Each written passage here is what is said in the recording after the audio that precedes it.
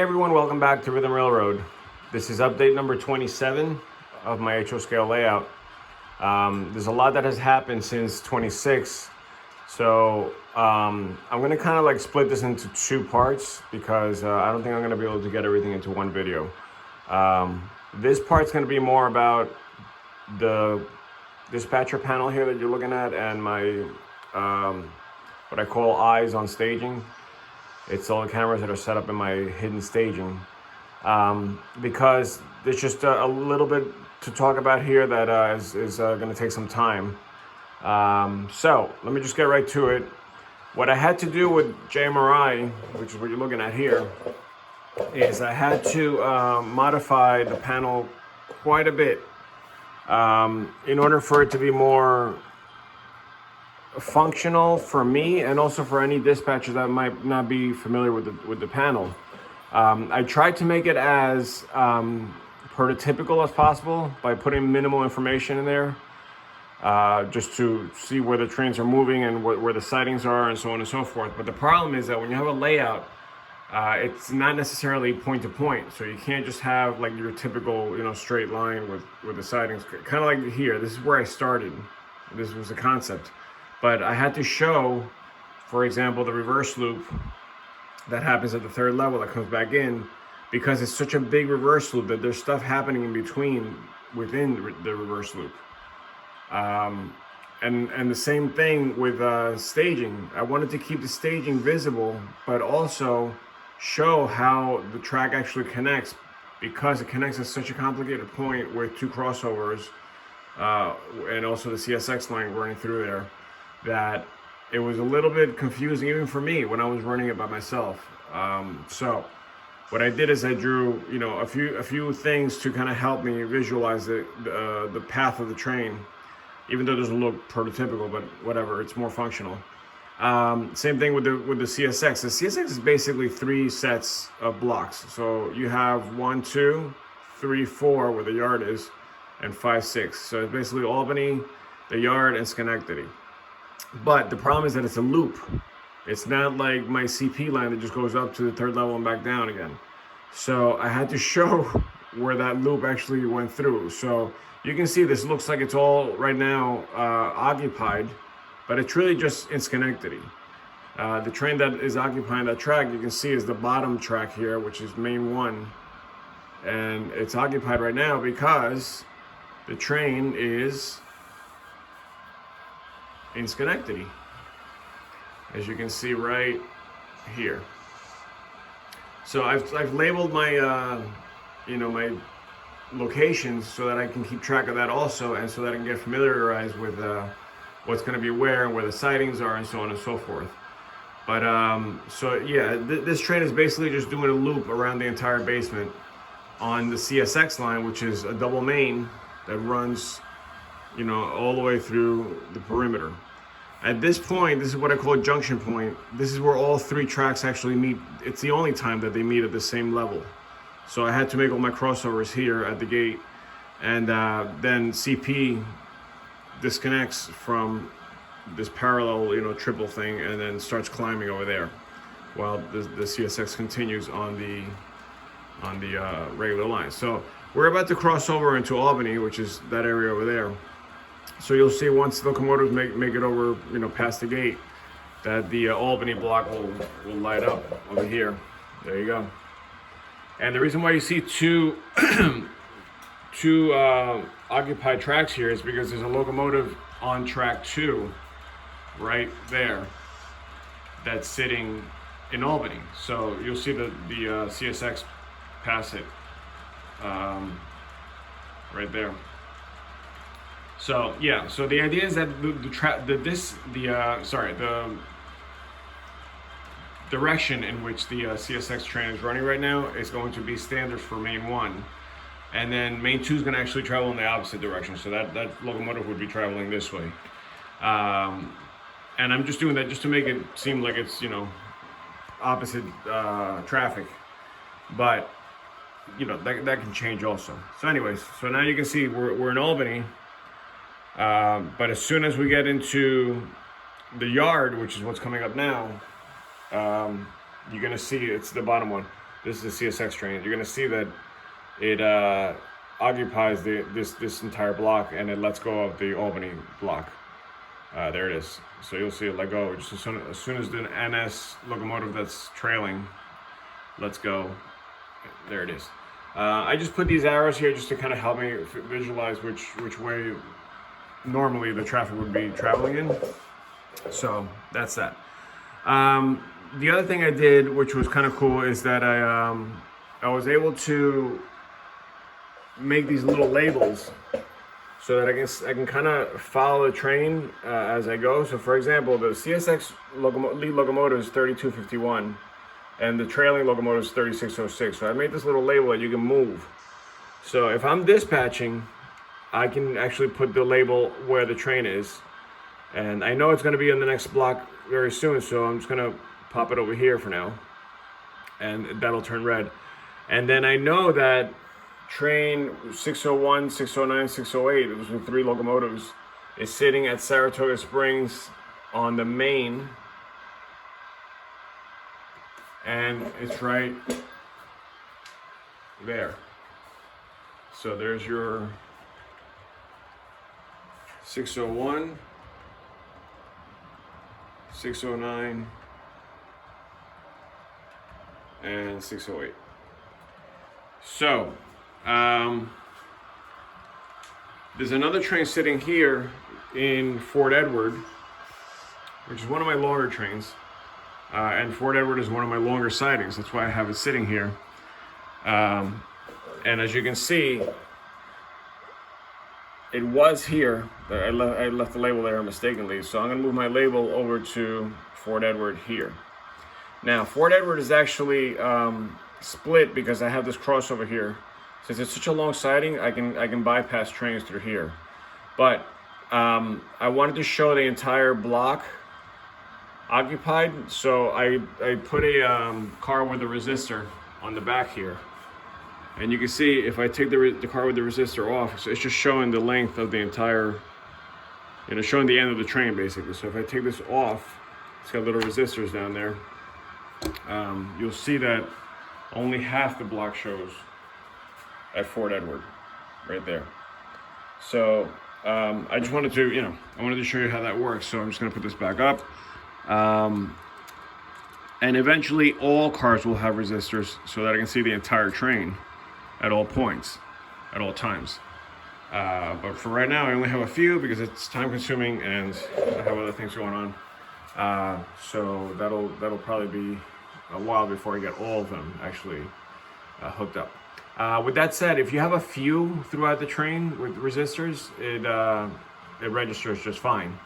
But if you're gonna be switching cars and stuff, it's nice to have them all with resistors, with the resistors. Okay, so as the CSX continues to go around, what I want to do now is take a train out of the yard, and I'll show you how I do that so that you can see the progression and the whole, what I'm trying to do here with kind of like an operation session. So the yard is split into 2 sections basically. You basically have an inbound set of 4 tracks, so 1, 2, 3, 4, and you have an outbound set of 4 tracks, 1, 2, 3, 4. The reason that is set up that way is because the layout is actually set up like a loop. So let's say track 1 is here, it actually loops around the peninsula and then comes back around, and that becomes track 1. So the furthest tracks inside are 1, then they start to open up 2, 3, 4. So you can see the red lines are representing trains that are sitting there.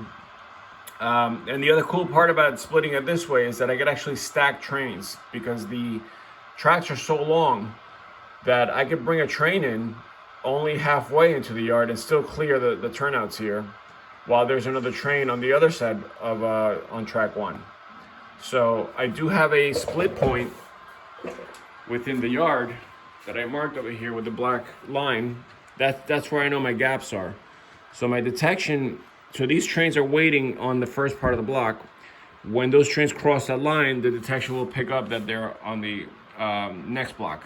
So you can see there's a train already on track 1 on the further side, and there's one sitting right behind it that I can see here on my camera, which definitely helps. I just got to get more lighting, but here's my line that I just showed you. And here's the train that's waiting for the train that's in front of it. If I want to see what train is in front of it, I can go to this camera, and here's my track 1 train, which is this 9300 right here. So what I'm going to do is I'm going to pull this 9300 out and see if I can just get it out of the way for now, and then just, you know, go through the layout. I have some crappy cars on here, so hopefully I won't get any derailments, but some of the cars need work with you know, the wheels are out of gauge and stuff like that. So, but we'll try. So what I'm going to do is I'm going to select my locomotive, my set of locomotives, which I think I already did. So I have it right here, 9300. I'm just going to tap on it so you can see all of the locomotives. So it's 9300 and 9303. One's going forward and one's going backwards. Now that's incorrect because you see they're both facing. So it's elephant style. So I'm going to turn the back locomotive forward by doing that. Now they're both traveling in the same direction. So I can go back to the throttle. I'm going to turn my ditch lights on, if I can see. You'll see the ditch lights turn on when I press 5.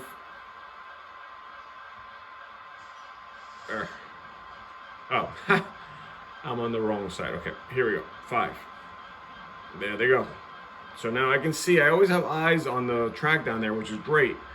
So I'm going to just turn on the locomotives by going forward a little bit. You'll hear them turn on.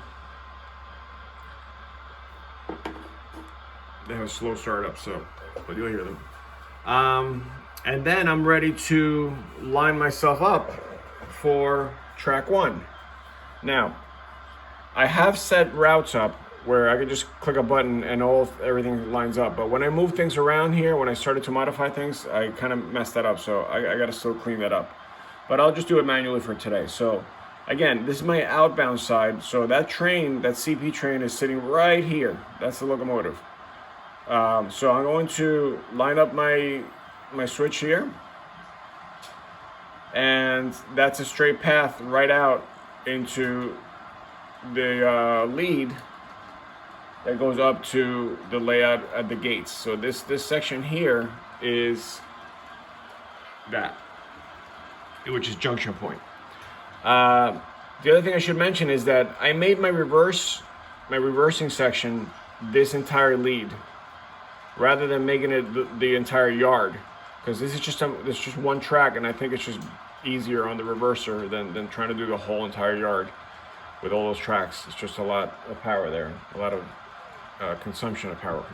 So let's get going. Let's see if this shows the train. So, oh, by the way, I forgot to do this. Since I'm sitting on track 1 with 9300 and 9303, I'm going to take that label.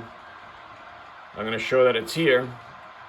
So this is what I would be doing if I was dispatching. Then I would get permission to, you know, to go to the next track. So let me get the throttle up.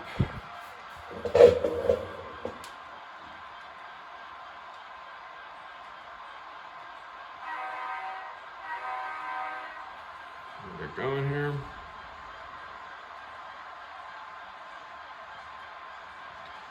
So as I come out of my holding track, you're going to see that I'm going to go into what I call the lead, the outbound lead. I just tripped it right there. So now it's going to be there for a while because the lead is kind of long. So I'm going to speed up a little bit. And as the train disappears, what happens is I have another camera on the lead right here.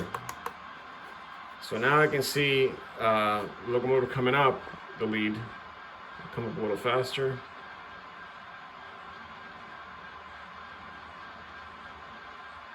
And I know that so in other words, this is lead 1, or the outbound lead, and this is the inbound lead on the right side.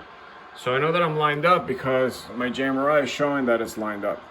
Otherwise you would see the diverging, you would see this flipped over. So as we come through here, we're just about to exit the underground section. You'll see, and by the way, if you want to see the end of the train, you could also do this. You can see the back of the train. But I know I'm exiting the underground section, and I can see my train coming through here. It's the bottom. There it is, 9300. So obviously I got to clean all this wire up and I got to tuck it all in, but it's working. All right, so I'll turn my bell off, blow the horn. There's going to be a tunnel entrance right there, so the portal will be right here. And that's when you actually see it for the first time on the layout. So what that track is doing, which is the reversing section, that's what you're seeing now occupied. Move my label over. And by the way, the label thing, hopefully I can find a way to have it do it by itself. If not, I'm going to be using CATS anyway, and I know CATS does it for me.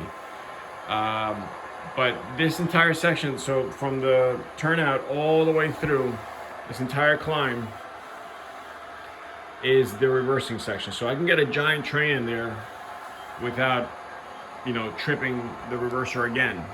So I know that I can actually occupy this entire reversing section and not have any worries about shorts or anything like that. So we'll just speed it up a little bit.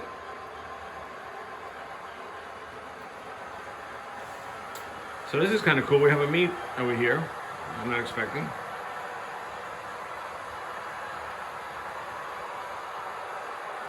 So as we meet, the CSX line, which is the double main, is crossing over the CP line, which actually happens in Schenectady. That was one of the things that I wanted to include. My buddy pointed it out, and I was like, yeah, I would definitely want to do that. So I had to modify a little bit of this. Just check out my other videos on how I did that. And now, now that's a neat little scene to photograph and to take video of. And this is kind of cool here, where all the locomotives will be, close to each other as we get into the split or the junction point. So as we get into this point, now we're starting to we're heading toward the climb. So that climb right there that we're about to hit is now showing up as, let me just zoom out a little bit here. So we just came out of the gate section. I have to assign the crossovers here. That's why you don't see anything there. They're just black. That means that they're not assigned. But now I'm sitting in the first section of the climb, which is this here. This is where it looks more realistic. Because this section, even though it looks short here, it's actually a lot of track. So the train that's sitting, in this little piece of track here is actually making its way up this long piece of track, which is heading up toward the bridges. So this is what you're seeing in that little block. And now, once we get past the bridges here, there's one here and there's one there, which once again crosses over CSX. What happens is we have a road that crosses here, so there's going to be crossing gates here. But what I did is I tried to make my signal, which will be up eventually, sit here, so that in case there's blockage in the next section, I don't foul up the road. So as this train comes up, you'll see that I made the block there on purpose so I can see if it's before the gates or after the gates. So right here, this is where my signal is. So it should be crossing very soon once we get past the bridges. And you'll see, obviously I'll be blowing my horn at this point to get past the road there. And it should be happening very, very soon. And you'll see that now we're occupying the next block. And I have the green showing the diverging route because it's on the bottom signal. So the reason I have it on diverging is because there is a train that I showed you before that's sitting on the main line, which is that triple DNH train. So this train now is heading up the mountain, and you can see it's right here. Now that section of track is actually shorter before it hits the next turnout. So it's, even though it's the same length as this, basically, it's not showing that way. So now we're going to go into the siding, which is on the other side. Let me just show you that real quick. I'll move this over because now we're in the siding, and the reason you see a little bit of the other sections because you have other locomotives that are tripping it also. So now we're in the siding. Oh, and by the way, there's also a car with detection right here. This one has resistors, so you see in the middle of the train as well. So now we're coming around the siding, and we are heading over to the next block. So I am lined up for the train to bypass that other train, as you can see here. So that should work theoretically. So now we're gonna, this train's gonna move over to this block, which is what I call Stairway Junction, only because the stairway is right here. And you can see the train is heading up. Should be popping up any minute now. There it is. So now we've gone in past the Saratoga Springs siding. You can't see the sign, but it's back there. There it is. And now we have that other train sitting, the long container car train, sitting in the siding. So I've lined myself up for the main to go past that track. And that's what will be happening very soon, as we get past the Stairway Junction here.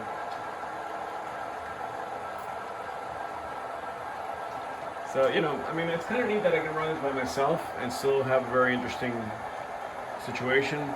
Or I can run it with other people, and that would be even more interesting when you have, multiple trains running on the main line, and I have to make sure there's no collisions.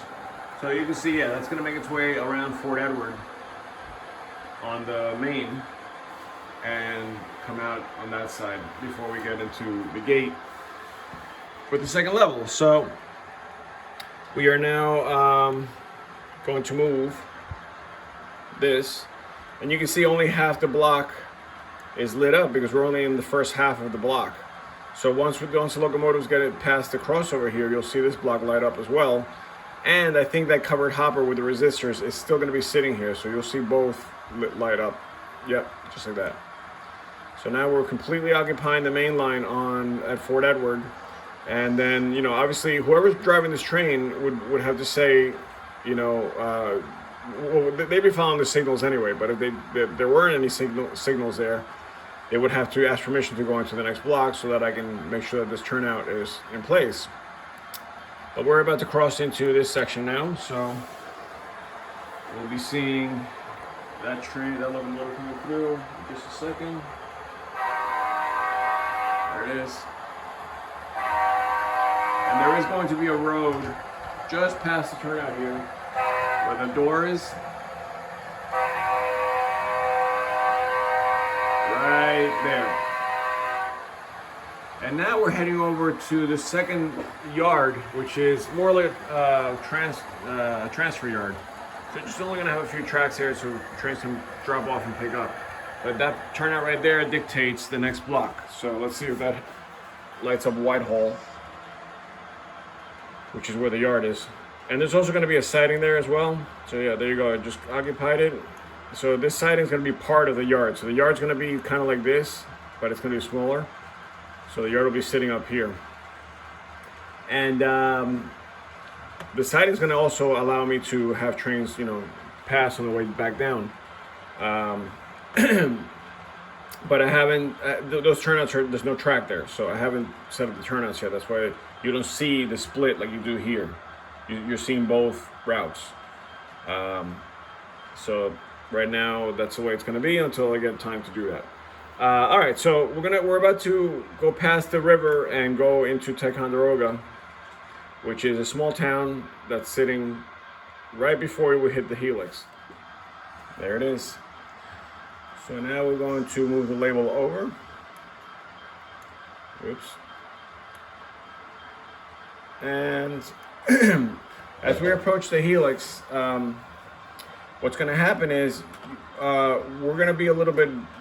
Well, actually, whoever's controlling that train is going to be a little blind because they're going to be in the helix. So I put a camera in the helix as well so you can see what's happening.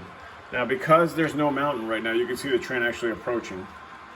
So it's about to enter the helix right there, and you'll see the helix light up. There it is. So I just got into the helix, label over. You can see the train's making its way in. I have 2 cameras in the helix so you can see the other side of the circle, since you can't point in both directions, unless you have a 360 cam, which I'm not getting. But you can see it's making its way up now. That's the front of the train, and this is the back of the train over there. And you'll see it kind of, climb over itself in just a minute. But this helix is actually the reversing section for the upper part.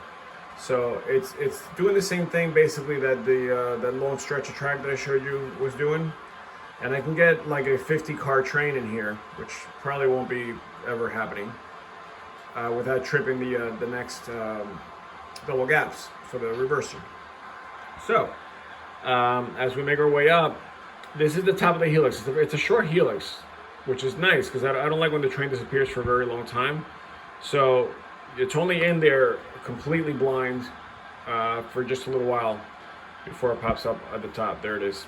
Okay, so now we're we're not about to, but we still have a little bit of track before we actually enter this section here, which is, it was supposed to be a town, but it's so short that it's just a section just to show how the train is moving past the helix. So it should be happening soon.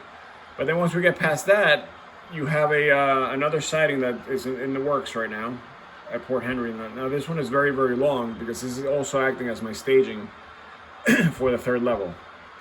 So, like I said, we're in this block now, but we're about to enter the Port Henry main line, and that's up there.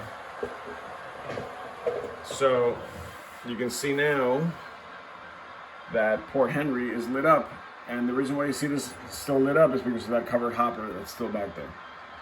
Now let me just take you back to the layout because I want to show you how long this thing's going to be. So Port Henry is basically going to be from that turnout. There's going to be a siding all the way to this window. So from the window to the window. And the reason I want to make it that long is because it's going to have probably 2 or 3 tracks with probably a crossover in between somewhere, so that I can kind of play around with how I'm going to situate trains up here. But I can probably get like a 25 to 30 car train, sort of like this one, at the halfway point, and then I could start another train here, which will also be about 20 cars, or 25 cars, and do that. Or I could just have a very long train sitting there while I bypass it with the siding. So all of this is Port Henry, and it shows up kind of long there because I want to show the yard. But again, that's all, it's not relative. The track can seem long even though it's represented as a short track or vice versa.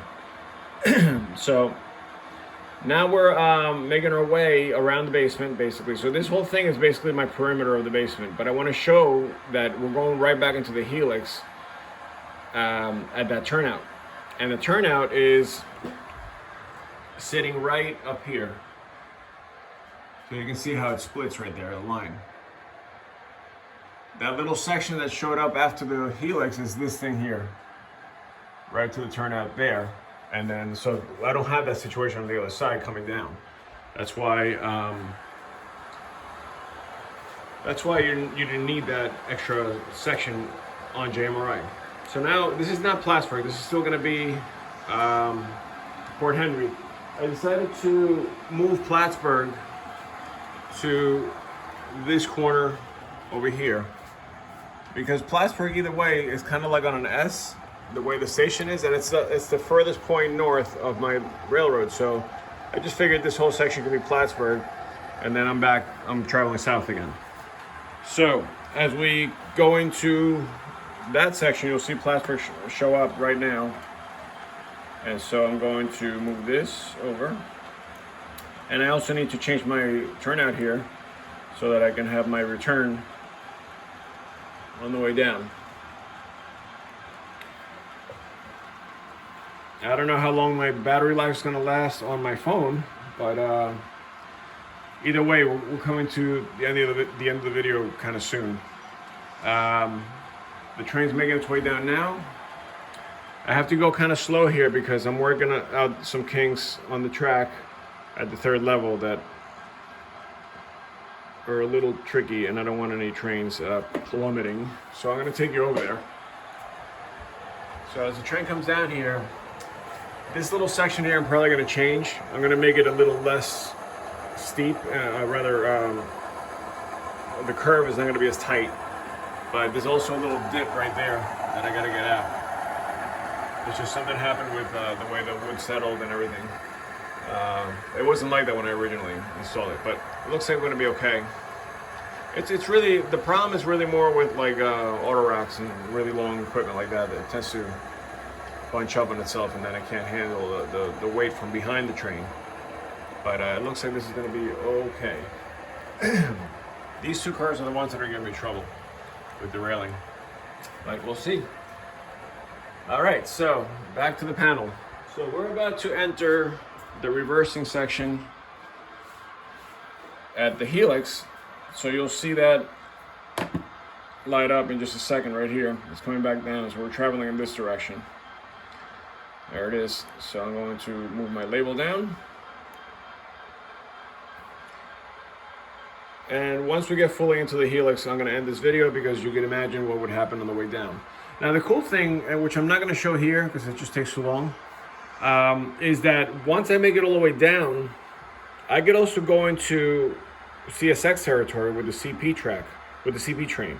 So once I get down here, I can cross over and now have another entire run around the entire basement before I start heading down again through the crossover into staging.